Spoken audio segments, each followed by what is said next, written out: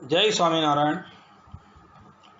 નારાયણ મુનિદેવ સત્સંગ મંડળમાંથી વેદાંતાચાર્ય શાસ્ત્રી રાકેશભાઈ તારીખ 2/9/2019 દિવસે આ પ્રવચન કરે છે. આજના પ્રવચનનો વિષય છે ગોલોકધામ, વૈકુંઠધામ અને અક્ષરધામની અભિન્નતા પ્રતિપાદન કરી ઉદ્ધવ સંપ્રદાયના માન્ય પ્રબંધો પરથી. કેટલાક અણસમજુ અજ્ઞાનીઓ ઉદ્ધવ સંપ્રદાયના હોય કે ઇતર સંપ્રદાયના હોય, તે લોકોનું કહેવું એવું છે કે ચતુર્ભુજ રૂપ જે ભગવાનનું જે છે એ વૈકુંઠ લોકની અંદર રહે છે અને દ્વિભુજ રૂપ જે છે એ ભગવાનના ગોલોક મધ્ય આવેલા અક્ષરધામની અંદર રહે છે. અને આ પ્રમાણે કહીને તે લોકો ગોલોકધામ અને વૈકુંઠ ધામની ભિન્ન ભિન્ન બતાવે છે. તે લોકો એવું પણ કહે છે કે વૈકુંઠ ધામની અંદર તો વિષ્ણુ નામધારી રહે છે અને ગોલોક ધામની અંદર તો શ્રી કૃષ્ણ નામધારી ભગવાન રહે છે અને એને લઈને ધામનો ભેદ છે. વૈકુંઠવાસી જે પરબ્રહ્મ પરમાત્મા છે તેની અંદર અમુક જ શક્તિઓ પ્રગટ થાય છે, જ્યારે ગોલોક ધામવાસી શ્રી કૃષ્ણમાં પૂર્ણ શક્તિઓ પ્રગટ થાય છે. આવી મનમુખી વાત જે છે એ કેવલ પોતાના કપોળકલ્પિત ગ્રંથોના આધાર પર કહે છે, વસ્તુતાએ નહીં. ભગવાન સ્વામિનારાયણ આ બધી જ બાબતોનો ખુલાસો સત્સંગી જીવનના તૃતીય પ્રકરણના 41મા અધ્યાયની અંદર શ્લોક 54 અને 55ની અંદર પોતે કરે છે. ત્યાં ભગવાન સ્વામિનારાયણ જે લોકો ચતુર્ભુજ અને દ્વિભુજની અંદર જે ભેદ કલ્પે છે અને તેને લઈને જે ધામોની અંદર જે ભેદ કલ્પે છે તે બધાનું જ નિરાકરણ કરી દે છે. ભગવાન સ્વામિનારાયણ કહે છે, સચ સ્વભક્તેષુ દિદ્રક્ષા સ્વસ્ય યાદૃશી તેષાં સ્યાત તાદૃશં તેભ્યો દર્શનમ સ્વં દદાતિહિ કેચિત ચતુર્ભુજમ કેચિત પશ્યન્ત્યાષ્ટભુજમ તથા કેચિત સહસ્રબાહુ તમ તસ્મિન બૃહતિ ધામની. અર્થાત કે ભગવાન તે ભક્તોને મધ્યે એટલે કે અક્ષરધામમાં ગયેલા જે ભક્તો છે તેને મધ્યે જેમને જેવી પોતાની મૂર્તિના દર્શનની ઈચ્છા થાય તેમને તેવું પોતાનું દર્શન આપે છે. આ અર્થને સ્પષ્ટ રૂપે કહે છે કે ઉક્ત બૃહત બ્રહ્મપુર ધામમાં કેટલાક ભક્તો દ્વિભુજ એવા પણ શ્રી કૃષ્ણને ચતુર્ભુજ રૂપે જુએ છે, કેટલાક ભક્તો અષ્ટભુજ રૂપે જુએ છે તથા કેટલાક ભક્તો સહસ્ત્રભુજ રૂપે પણ જુએ છે.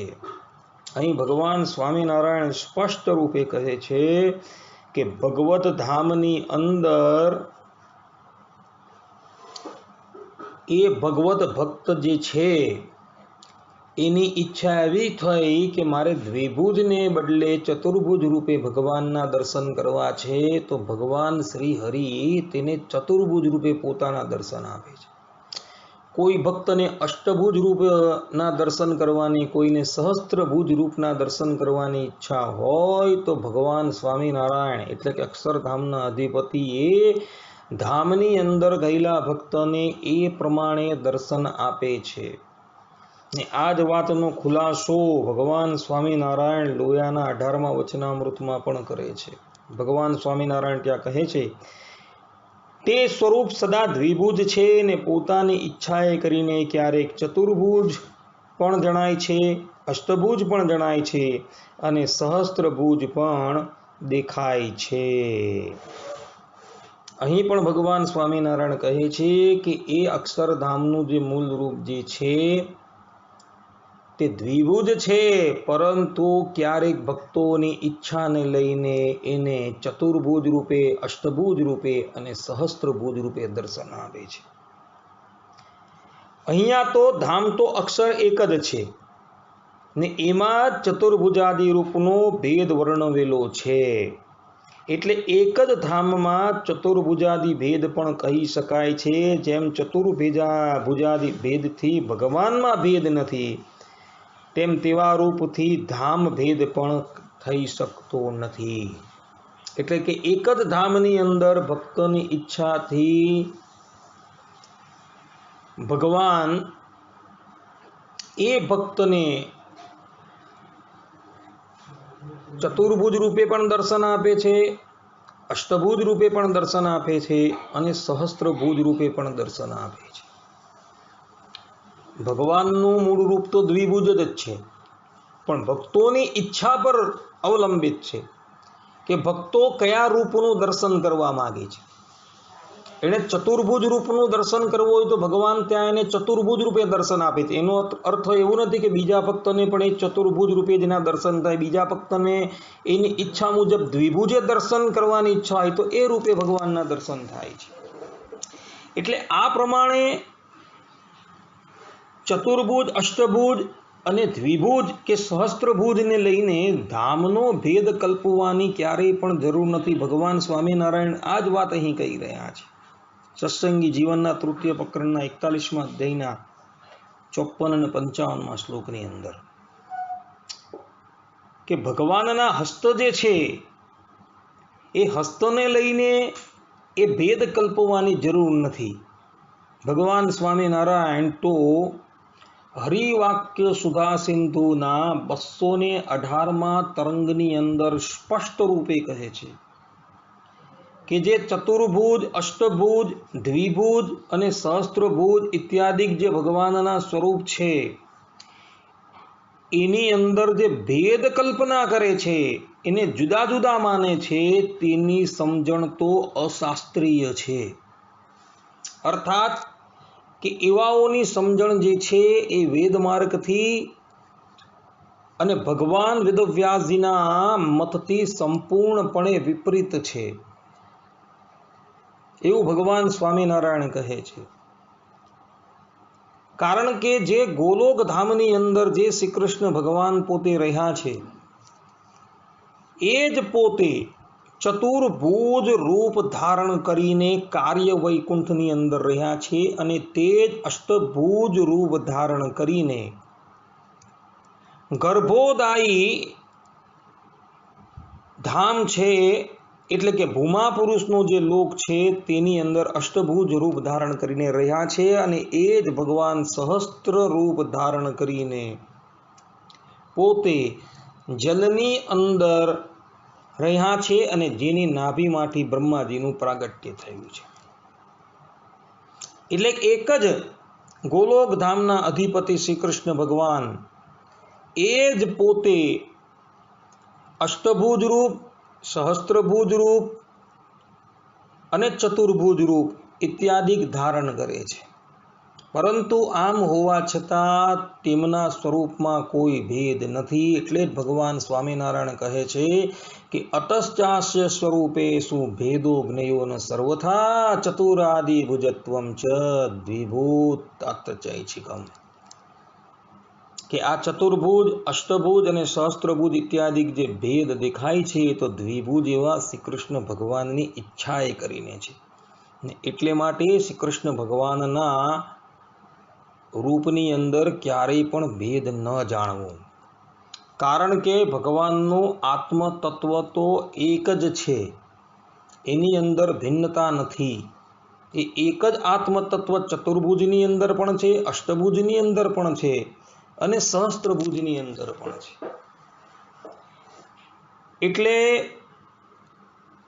ચતુર્ભુજ, અષ્ટભુજ અને સહસ્ત્રભુજ જે ભગવાનનું રૂપ છે તેને લઈને એ રૂપોની અંદર ક્યારેય પણ ભેદ ન જાણવો એ સિદ્ધાંતવાદ ભગવાન સ્વામિનારાયણ પોતે કહી રહ્યા છે. ને આના દ્વારા એ સ્પષ્ટ રૂપે પ્રતિપાદિત થઈ જાય છે કે ભગવાન જે શ્રી કૃષ્ણ ભગવાન જે દ્વિભુજ છે એ જ અષ્ટભુજ રૂપ ધારણ કરે છે, એ જ ચતુર્ભુજ રૂપ ધારણ કરે છે અને એ જ સહસ્ત્રભુજ રૂપ ધારણ કરે છે. ને એને લઈને ભગવાનના રૂપોની અંદર ક્યારેય પણ ભેદ નથી. ને તે જ પ્રમાણે ભગવાનના ધામોની અંદર પણ કોઈ ભેદ નથી. કાર્ય વૈકુંઠની અંદર ભગવાન જે ચતુર્ભુજ રૂપે રહ્યા છે ગર્ભોદાશાહી જે ભગવાનનું અષ્ટભુજ રૂપ છે તથા સહસ્ત્રભુજ રૂપ જે વેદોની અંદર કહ્યું છે, સહસ્ત્ર શીર્ષા પુરુષ, કે જે આ ધરાતલને ધારણ કરી રહ્યું છે, એની અંદર કોઈ ભેદ નથી. એઓના જે ધામ બતાવેલા છે, એટલે કે ચતુર્ભુજ રૂપનું, અષ્ટભુજ રૂપનું અને સહસ્ત્રભુજ રૂપધારી જે ભગવાનનું ધામ જે છે એ આ બ્રહ્માંડની અંદર છે, એ પ્રલય પર્યંત જ છે. અને પ્રલય એટલે કે બ્રહ્માંડની સ્થિતિ છે ત્યાં લગીન જ છે. અને જ્યારે આ બ્રહ્માંડનો પ્રલય થાય છે ત્યારે એ ચતુર્ભુજ, અષ્ટભુજ કે સહસ્ત્રભુજ રૂપ જે છે એ ભગવાનના મૂળ રૂપની અંદર લીન થઈ જાય છે. ભગવાન સ્વામિનારાયણ સ્પષ્ટ રૂપે કહે છે કે બધા જ અવતારો પુરુષોત્તમ એટલે કે અક્ષરધામસ્થ મૂળ રૂપમાંથી પ્રગટ થાય છે અને પાછા તેની અંદર લીન થઈ જાય છે, એવું સ્પષ્ટ રૂપે કહે છે. પરંતુ ભગવાનનું જે અક્ષરધામસ્થ ગોલોક મધ્ય આવેલા અક્ષરધામનું જે રૂપ જે છે એ સનાતન છે. એ ક્યારેય પણ પ્રલયકાલની અંદર પણ લીન થતું નથી કશાની અંદર. એ સનાતન છે. અને એ ભગવત ધામમાં ગયેલો જે ભક્ત જે છે એની ઈચ્છા એ સ્થાનની અંદર એ ભગવાનને ચતુર્ભુજ રૂપે જોવાની ઈચ્છા છે, અષ્ટભુજ રૂપે દર્શન કરવાની ઈચ્છા છે, સહસ્ત્રભુજ રૂપે એના દર્શન કરવાની ઈચ્છા છે.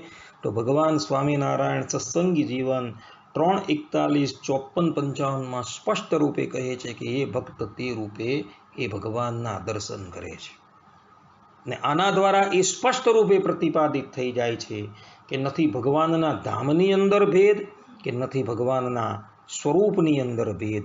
સ્વરૂપથી પણ ભગવાન એક છે અને ધામ પણ એક જ છે, એવું ભગવાન સ્વામિનારાયણનું કહેવું છે. અહીં આ પ્રવચનને વિરામ આપીએ છીએ. અસ્તુ. જય સ્વામી.